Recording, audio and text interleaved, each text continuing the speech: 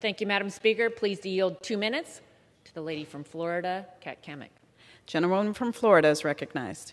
Thank you, Madam Speaker. I rise today in opposition of H.R. 8373, the Right to Deception Act. First, this bill is completely unnecessary. In no way, shape, or form is access to contraception limited or at risk of being limited. The liberal majority is clearly trying to stoke fears and mislead the American people once again, because in their minds, stoking fear clearly is the only way that they can win.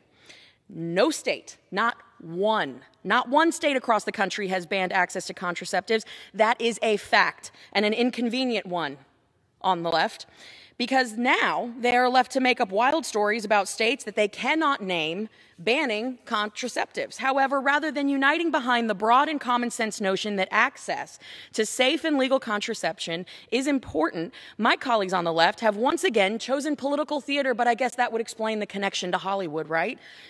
But it's time to get past the theater and look at these inconvenient facts that my colleagues on the left will not tell you about, and their outrageous claims. They claim that this is a clean codification to ensure that contraceptives can never be banned in this country, but let me be clear, this goes far beyond that claim.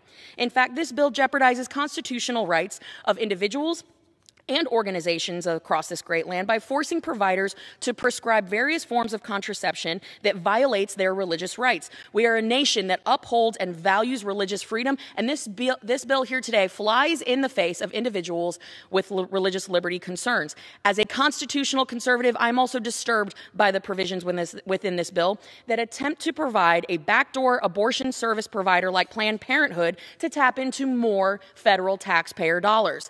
This bill, brought under false pretenses by the left in a vain attempt to scare Americans with lies and exaggeration, represents a clear overstep of federal authority. And if you are still wondering why every single member in this chamber should be voting against this bill, the Right to Deception Act, you should know that this administration has already proven that they will stick a highly politicized The gentlewoman DOJ. has expired. Yield the lady an additional minute. The gentlewoman is recognized you. for an additional minute.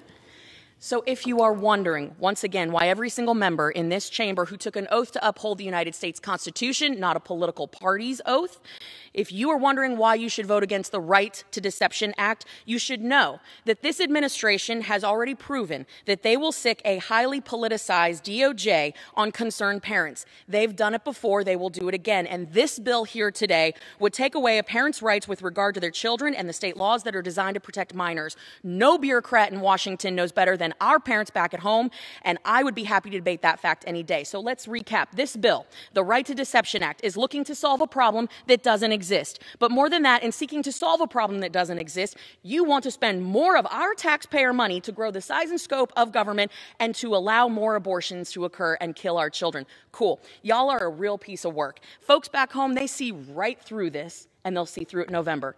I urge opposition to this bill, and I yield the remainder of my time.